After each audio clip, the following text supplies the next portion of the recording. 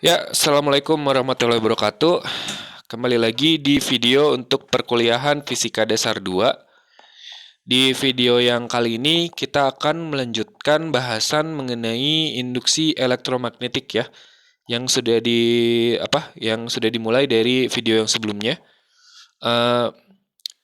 Kalau di video yang sebelumnya kita sudah membahas mengenai hukum Faraday dan hukum Lenz, maka di video kali ini kita akan membahas mengenai hukum Faraday dalam bentuk kuantitatif ya. Kemudian dari hukum Faraday tersebut kita bisa menentukan besarnya medan listrik yang dihasilkan oleh medan magnetik yang berubah atau perubahan medan magnetik atau perubahan flux magnetik ya. Nah, sebelumnya kita akan bahas dulu mengenai induksi dan transfer energi. Nah, bayangkan kalau kita memiliki sebuah kumparan ya, sebuah loop gitu ya, sebuah loop. Ini ada sebuah kumparan atau kumparan kawat ya, yang berbentuk persegi panjang. Kemudian kita letakkan kumparan ini pada sebuah ruangan yang ada medan magnetik gitu. Nah, yang cross ini, tanda silang, itu adalah simbol untuk medan magnetik. Tanda cross itu artinya memasuki dari bidang ya. Jadi ada medan magnetik yang memasuki bidang. Arahnya dari kita menuju ke layar. Ya, memasuki layar gitu kalau di sini. Nah, kawat ini dia memiliki panjang L. Panjang sebelah sininya ya. Itu panjangnya L. Nah, kemudian apabila kita tarik ke kanan ya. Nah, di sini kan ada flux magnetik ya. Kan ini ada medan magnetik memasuki sebuah luasan kan. Nah, seluas ini nih di dalam kumparan ini. Nah, berarti di sini ada flux magnetik. Nah, ketika kita tarik kumparannya ke kanan, maka ini kan akan bergerak ke kanan ya. Maka luasan ini akan berkurang ya. Akan berkurang. Nah, jadi kalau jarak dari kawat sebelah sini ke ujung medan magnetik yang sini itu adalah X ya. Maka ketika kita tarik ke sana, X-nya itu semakin berkurang ya. Semakin berkurang. Nah, artinya luasan ini semakin berkurang. Nah, pengurangan area atau pengurangan luasan ini karena flux magnetik itu besarnya adalah medan magnet dikali dengan luasnya ya. Karena luasnya berkurang berarti flux magnetiknya juga berkurang. Ketika flux magnetiknya berkurang, maka akan menginduksi arus listrik. Jadi, ketika kita gerakan kawatnya ke kanan, fluxnya berkurang sesuai dengan hukum Faraday, maka timbul arus listrik. Nah, pada kumparan ini timbul arus listrik. Nah, sekarang begini, untuk menggerakkan loop ini kan dibutuhkan energi ya. Dibutuhkan energi. Nah, energi yang digunakan untuk melakukan gerak ya dan menghasilkan gaya gerak listrik atau menghasilkan arus di sini itu ditransfer energinya menjadi energi panas. Nah, sedangkan energi per satu satuan waktu itu didefinisikan sebagai daya ya atau power P gitu. Itu besarnya adalah energi per waktu. Nah, jadi untuk menggerakkan loop dengan kecepatan konstan V gitu ya, itu dibutuhkan gaya sebesar F. Nah, jadi dibutuhkan gaya ya. Dibutuhkan gaya ke kanan sebesar F. Nah, besarnya daya bisa kita hitung sebagai F kali V ya. Banyaknya gaya dikali dengan kelajuannya. Atau besarnya gaya dikali dengan kelajuannya. Nah, flux sendiri itu kan medan dikalikan dengan luas ya. Berapa medan magnetiknya? Ya, kalikan dengan luasan ini. Ya, jadi flux magnetik itu adalah BA. Nah, kalau kita lihat flux magnetik kan yang ini ya. Nah, luasan ini itu kan berbentuk persegi panjang ya. Persegi panjang luasnya bisa dihitung dengan mengkalikan panjang kali lebarnya. Jadi L dikali dengan X. Jadi A-nya bisa kita ganti menjadi L kali X. Jadi BA bisa kita ganti menjadi B kali L kali X. Nah, sesuai dengan hukum Faraday bahwa GGL induksi yang terjadi di kawat ini ya, GGL induksi itu sama dengan min d flux dt ya, turunan flux terhadap waktu ya. Jadi kita masukkan fluxnya. Fluxnya besarnya adalah B kali L kali X ya. Jadi GGL induksi itu adalah dBLX per dt. Nah, kalau kita lihat di gambar ini, ketika kita tarik ke kanan kawatnya, maka yang berubah adalah komponen X-nya ya. Sedangkan komponen L dan medan magnetiknya sendiri ya nggak berubah ya. Yang berubah itu hanya X-nya aja. Jadi di sini B dan L-nya boleh keluar nih dari penurunan karena yang berubah terhadap waktu ya itu hanya X aja ya. Jadi min BL-nya keluar, nah tinggal X aja nih di dalam. Nah jadi gini, min BL dx dt. dx dt ya, turunan posisi terhadap waktu, yaitu adalah kecepatan atau V. Jadi bisa kita tulis bahwa besarnya GGL induksi yang dihasilkan ketika kita menggerakkan kawat ini dengan kelajuan V itu adalah besarnya begini. GGL induksi sama dengan min BLV ya, atau BLV gitu ya karena bahasa Indonesia. Itu ya. Nah, sekarang gini. Jadi ketika kita tarik, maka di sini timbul arus. Timbul arus kenapa? Karena terjadi perubahan area. Perubahan area menimbulkan perubahan flux magnetik. Jadi timbul arus. Nah, arus pada loop itu pada loopnya sendiri itu terdapat resistansi ya, R misalkan. Di kawatnya ini sendiri itu ada hambatan listrik gitu, R.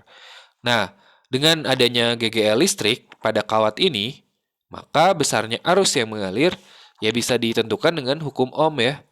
I sama dengan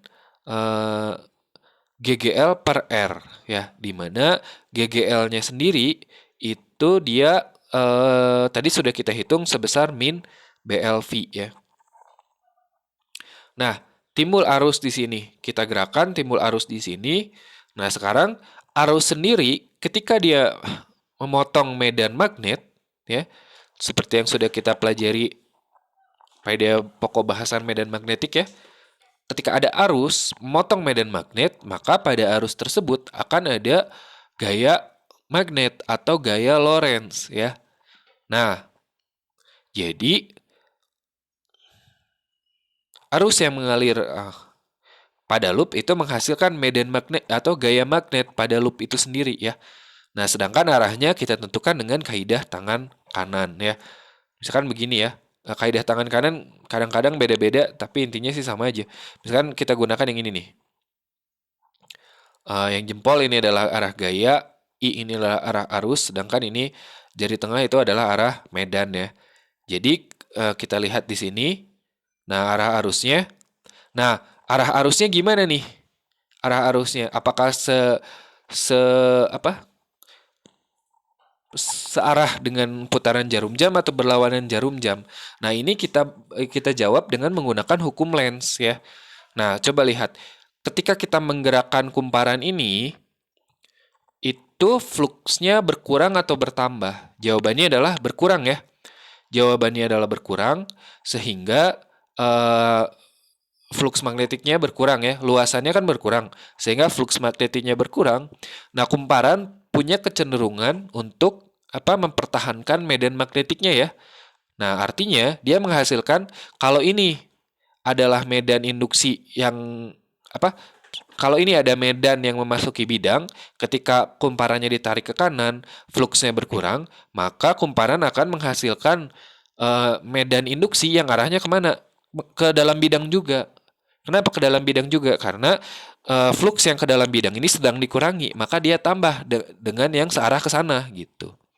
Kalau misalkan di gerakannya ke kanan atau ke kiri, misalkan si kumparan ini digerakkan ke kiri, ya, maka arah medan magnetik induksi yang dihasilkan oleh kumparan itu justru keluar dari bidang, yaitu menuju kita, gitu ya, menuju keluar dari layar. Nah, kalau ini karena dia mengurangi, karena gerakan ke kanan ini mengurangi luasan, artinya mengurangi flux, Maka kumparan ini menghasilkan medan induksi yang arahnya searah dengan medan magnetik utama ini, yang B ini, yaitu ke dalam layar atau masuk ke dalam layar. Nah, kita gunakan kaidah tangan kanan ya. Jempol kita gunakan sebagai arah medan, kemudian 4 jari arah arus. Maka kita akan dapat arah arus induksinya itu adalah searah jarum jam. Ya, kalau di gambar ini searah jarum jam. Nah, sekarang kita balik lagi ke gaya magnet ya. Nah, sekarang ada arus nih. Ada arus, dia eh, searah jarum jam ya, searah jarum jam. Nah, arus memotong medan magnet, itu pada arus tersebut ada gaya magnet ya. Nah, gaya magnetnya gunakan kaidah tangan kanan lagi, tapi bukan untuk medan magnet, tapi untuk gaya magnet. Itu yang seperti ini ya. Jadi kalau arah arus ke sana, medannya ke sana, maka F-nya ke sana. Nah, coba kita lihat. Kalau arah arusnya, kan ini di sini ya. Kalau arah arusnya ke sana, medan magnetiknya masuk ke dalam layar, cross kan ya. Nah, gunakan tangan kanan, maka kita akan mendapatkan gayanya itu ke bawah. Gayanya ke bawah. Kemudian ketika arusnya ke atas, medan magnetiknya tetap masuk, maka gayanya itu ke kiri ya, pakai tangan kanan. Nah, sebaliknya ketika dia ke kanan, arusnya ke kanan, ya, medan magnetiknya masuk, maka gayanya itu adalah ke atas. Ya.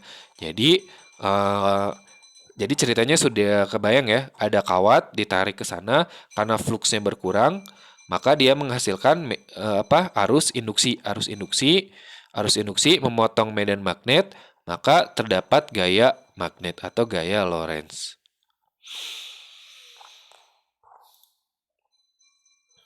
Nah, kalau kita lihat arahnya dari gaya-gaya yang terjadi pada kawat ini, ya, antara gaya F2 dengan gaya F3 itu kan arahnya berlawanan ya, dan besarnya sama. Besarnya antara F2 dengan F3 sama. Nah, artinya mereka akan saling menghilangkan. Ya, akan saling menghilangkan sehingga yang tersisa adalah F1. F1 ini merupakan gaya yang melawan gaya tarik F. Gaya tarik F yang kita gunakan untuk menarik loop ke kanan itu dilawan dengan menggunakan F1 ya. Nah, besarnya ya sesuai dengan gaya Lorentz, yaitu jadi kan F sama dengan min F1 ya, karena lawannya nih, berlawanan arah kan. F-nya ke sana, sedangkan F1-nya ke sana. Jadi min F1 sesuai dengan gaya Lorentz yaitu ILB sin 90 derajat. Nah, sin 90 derajat sendiri, kenapa 90 derajat? Karena arah arus dan arah medannya tegak lurus kan? Arusnya ke atas, medannya masuk ke bidang, berarti dia tegak lurus, sehingga sudut yang digunakan adalah 90 derajat. Nah, sin 90 derajat sendiri kan sama dengan 1 ya. Sama dengan 1, sehingga yang tersisa adalah F itu besarnya sama dengan min ILB. Nah, arusnya sendiri, ini kan tadi sudah kita hitung yang menggunakan hukum Ohm tadi, yaitu sama dengan min BLV per R ya. Dikalikan dengan LB, nih B, ini L, jadi ya kuadrat ya. B-nya kuadrat, L-nya kuadrat. Kalau kita masukkan, ini min-nya dengan min jadi hilang.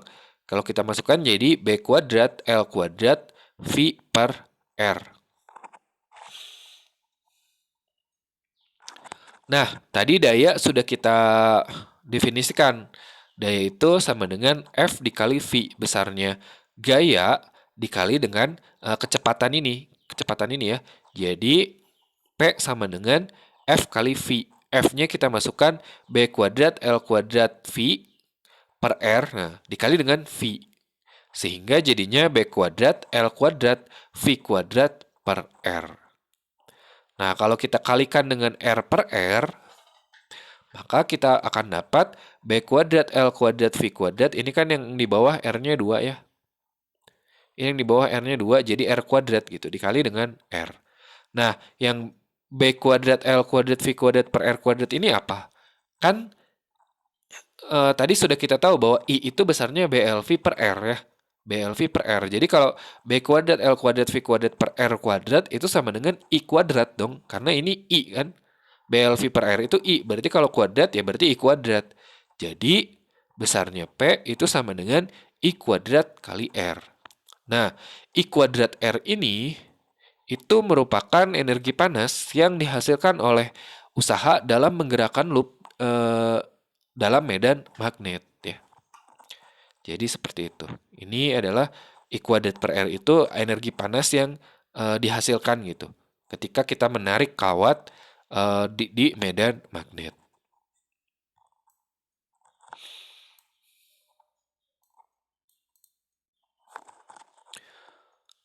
Nah, kita bahas satu contoh soal ya.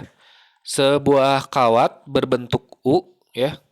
Maksudnya yang ini, kawat ini berbentuk U, U tapi tiduran gitu ya, ke arah kanan. Memiliki hambatan 20 ohm ya.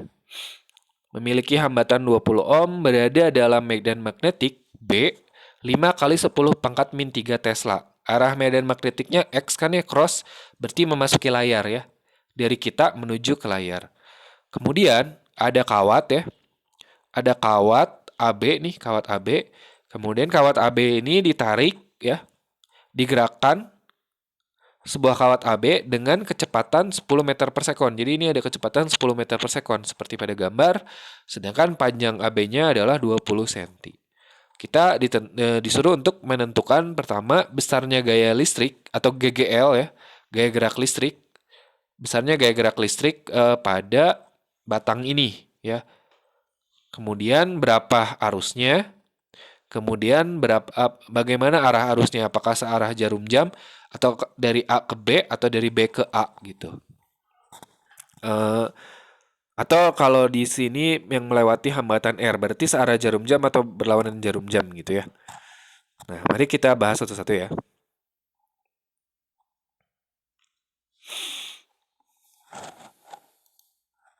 Nah, besarnya GGL yang timbul pada kawat AB itu bisa dihitung GGL induksi itu sama dengan BLV, di mana B-nya adalah 5 kali 10 pangkat min 3, sedangkan panjangnya adalah 20 cm ya. Kita bikin ke meter, dia jadi 0,2, sedangkan kecepatannya adalah 10. Jadi kita tulis 5 kali 10 pangkat min 3 kali 0,2 kali 10. Jadinya dapat 10 pangkat min 2 volt.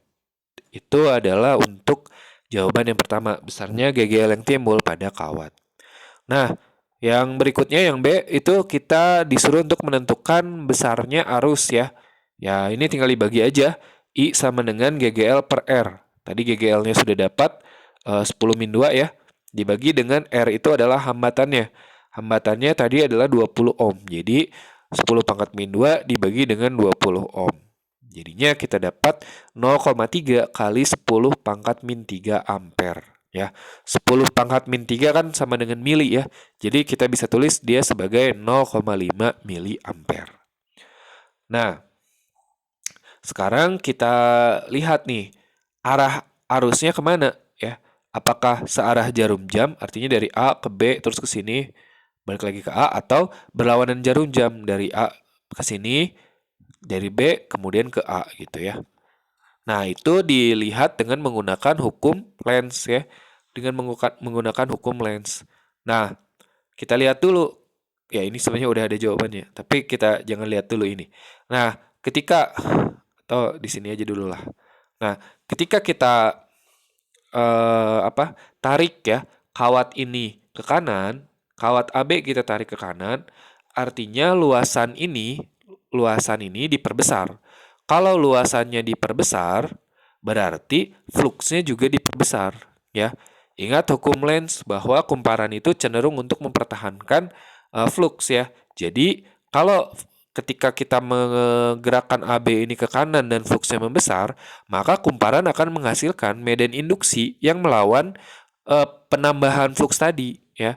Nah, sekarang fluks aslinya kemana? Fluks aslinya ini kan cross ya, tandanya X, artinya dia ke dalam ke dalam bidang, ke dalam layar. Nah, artinya kumparan ini ingin melawan penambahan fluks yang masuk ke dalam layar, artinya dia menghasilkan medan induksi yang keluar dari layar, artinya menuju kita ya. Menuju kita. Nah, kemudian kalau medan induksinya itu adalah menuju kita dengan kaidah tangan kanan ya. Dengan kaidah tangan kanan, kalau jempol itu kan arahnya medan magnet, sedangkan yang 4 jari ini adalah arah, oh ini kebalik ya. Ini dibalik nih. Ini salah. Ini kebalik. Yang jempol arah medan magnet, yang merah ini arah arus listrik. Nah, ketika arah medan magnetnya ke kita menuju keluar dari lingkaran, menuju keluar dari gambar, maka medan magnetnya itu sesuai dengan 4 jari. Maka dia berlawanan dengan jarum jam. Jadi arah arusnya itu dari B ke A.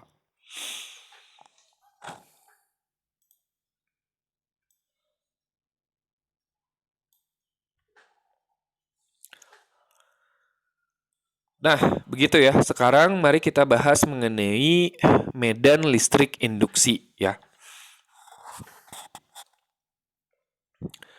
Misalkan kita memiliki ring konduktor ya, yang warna merah nih. Kalau kita memiliki ring konduktor, kita tempatkan dia di dalam medan magnet ya, yang berubah atau istilahnya adalah changing magnetic field ya. Ini ada medan magnet, cross artinya dia masuk ke dalam layar ya.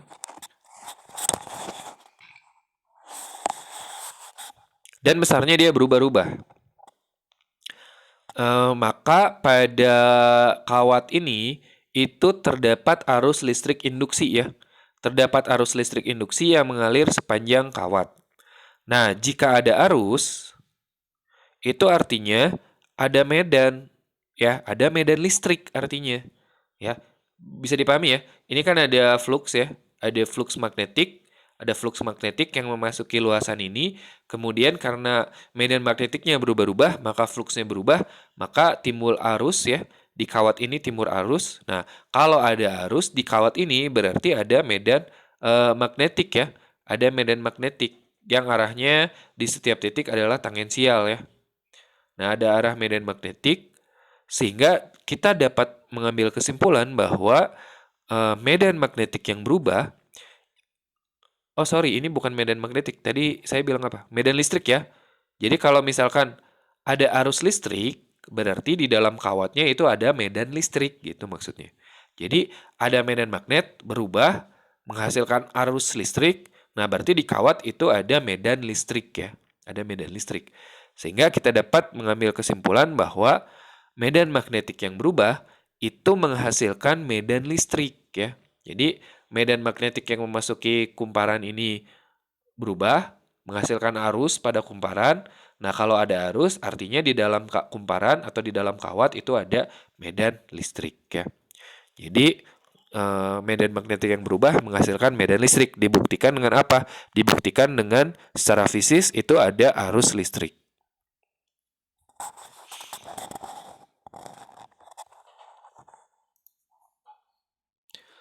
Nah, usaha yang terjadi pada sebuah muatan listrik ya, Q0 ya, akibat adanya GGL, itu ya Q0 kali V. Atau dalam hal ini, V-nya kita ganti dengan gaya gerak listrik ya, Q0 kali GGL. Nah, usaha yang terjadi pada muatan tersebut ya, Q0 ya, muatan Q0 di dalam kawat gitu ya, itu adalah akibat adanya gaya listrik ya. Udah pasti dia bergerak itu karena ada gaya listrik. Nah, sepanjang lintasan. Jadi, besarnya usaha kita gunakan integral tertutup. Kenapa tertutup? Karena lintasannya lintasan tertutup ya. Nah, integral F ds ya. Dengan S itu maksudnya adalah panjang dari lintasannya. Nah, F kita masukkan sama dengan Q0 kali E ya. Jadi ini bisa kita tulis lagi Q0 kali E kali ds ya. Q0-nya bisa kita keluarin dari integral karena muatannya kan tetap ya. Ini Q0-nya kita keluarin, dapatlah kita W sama dengan Q0 integral EDS.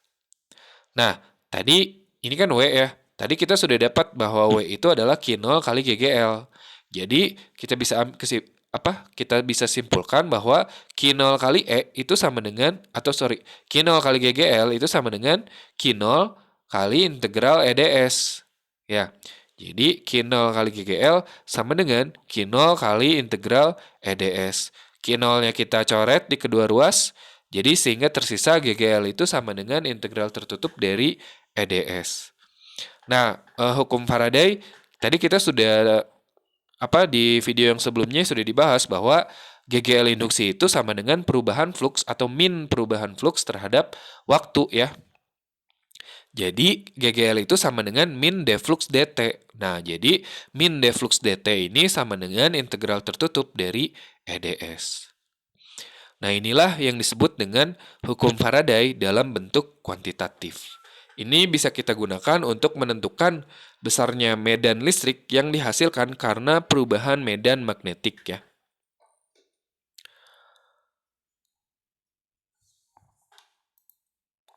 Nah, mari kita bahas satu contoh soal ya. Nah, contohnya seperti ini. Sebuah solenoida yang panjang mempunyai jari-jari R. Jadi, solenoida panjangnya L, dia punya jari-jari R ini ya. Dengan N itu lilitan persatuan panjang.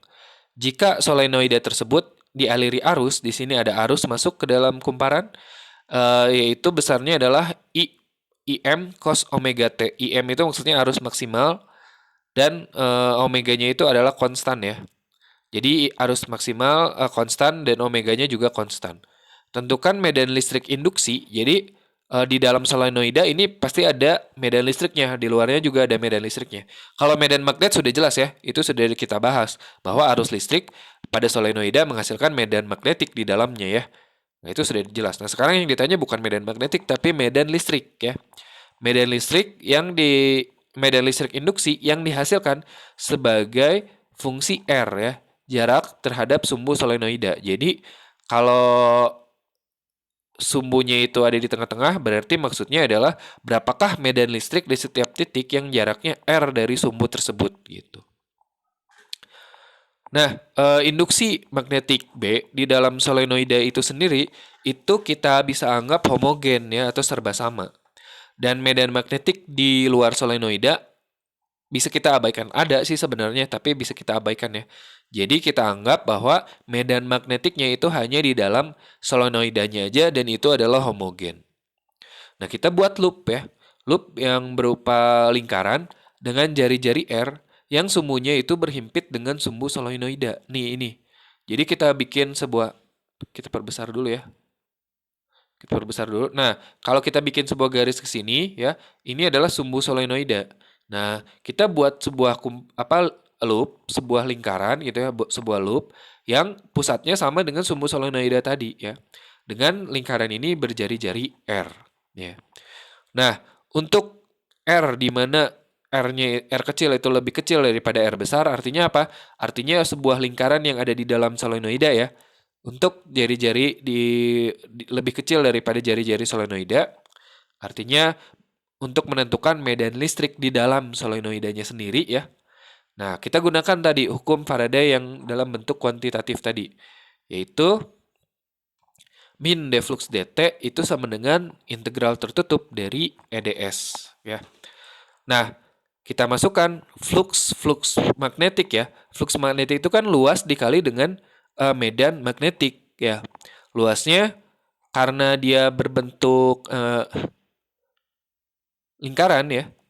Karena dia berbentuk lingkaran, maka VR kuadrat ya. Maka dia adalah VR kuadrat. Jadi D sama dengan B, ini Pi ya.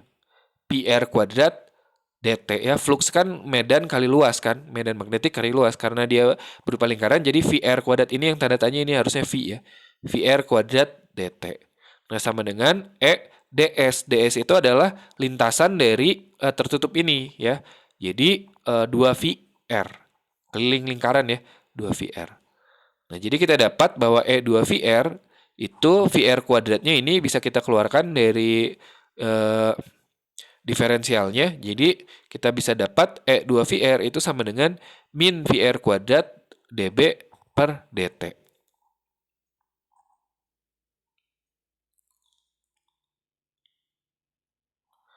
Nah, E2VR itu sama dengan min VR kuadrat dB dt ya. Artinya yang ada berubah itu hanya B-nya aja nih. Nah, B ini sudah kita bahas ya di video yang lalu bahwa besarnya medan yang dihasilkan di dalam solenoida itu adalah mu 0 Ni ya. Jadi kita masukkan B itu sama dengan mu 0 Ni. Nah, sedangkan arusnya sendiri dia berubah-ubah terhadap waktu, yaitu sebesar IM cos omega T kan ya, tadi di soal ya. Jadi E2VR itu sama dengan min VR kuadrat D. Nah, ini kan mu 0 NI. Nah, I-nya itu berubah-ubah terhadap waktu, jadi IM cos omega T. Nah, yang mu 0 N dan IM itu kan konstan. Jadi dia boleh tuh keluar dari diferensial ini ya. Dia boleh keluar ini 2VR, R-nya bisa dicoret 1 ya. R-nya dicoret 1, V-nya dicoret, 2-nya ke bawah. Jadi kita dapat sisanya adalah min R per 2 gitu ya. Ini tulis lagi aja dulu. D sama dengan mu 0 NIM cos omega T. Nah, mu 0, N dan IM boleh keluar. Jadinya yang tersisa itu adalah cos omega T ya, diturunkan terhadap waktu atau D cos omega T dt. Nah, D cos omega T dt kan sin omega T ya, omeganya keluar dulu tapi jadinya mu 0 NIM omega R per 2 sin omega T. Jadi ini adalah besarnya medan listrik di dalam solenoida ya. Dia fungsi terhadap R nih. R itu di mana R itu adalah jarak dari titik yang ditanyakan ke sumbu solenoidanya ya. Nah, sekarang bagaimana untuk di luar dari solenoidanya ya? Bagaimana untuk di luar solenoidanya? Berarti kan kita buat lagi loop ya yang lebih besar daripada solenoidanya ya. Jadi R-nya lebih besar daripada R besar. Jadi R kecilnya itu lebih besar daripada R besar ya. Nah, kita gunakan lagi itu hukum Faraday tadi ya. Hukum Faraday dalam bentuk kuantitatif tadi, yaitu min D flux dt ya untuk R kecil yang lebih besar daripada R besar ya. Atau dengan kata lain untuk menentukan medan listrik di luar dari solenoida ya, min D flux dt sama dengan integral tertutup dari EDS ya. Nah, sekarang fluxnya itu sama seperti tadi ya, medan dikali dengan luas. Nah, tapi fluxnya kan nggak sebesar ini ya. Fluxnya kan tetap hanya di dalam ini aja karena tadi kita sudah mengasumsikan bahwa medan magnetik itu hanya ada di dalam solenoidanya aja ya. Medan magnetik yang di luar solenoida kita anggap diabaikan gitu, kita anggap nol atau kita abaikan sehingga fluxnya tetap B ya sebesar luasan ini, luasan semaksimal luasan dari solenoid. Jadi kita gunakan B VR kuadrat dt ya. Jadi bukan R kecil tapi R ini karena di luar R ini nggak ada medan magnetik maksudnya. Nggak ada medan magnetik. Jadi PR kuadrat aja, R besar ya. Kali dengan integral tertutup EDS ya. Integral EDS ya E kali S. S itu adalah lintasan tertutupnya yaitu keliling lingkaran ya. Keliling lingkaran kalau ini jari-jarinya R berarti adalah 2VR. Nah, kita masukkan seperti tadi ya, B-nya nilai B itu ya B yang ini nih. B yang ini sama seperti tadi itu besarnya adalah mu 0 N kali I ya atau mu 0 N kali I-nya itu kan berubah terhadap waktu yaitu sebesar IM cos omega T. Jadi kita masukkan mu 0 N IM cos omega T. Nah, kali dengan ini ada VR kuadrat jadi kita tulis VR kuadrat. Nah, sama dengan E2VR.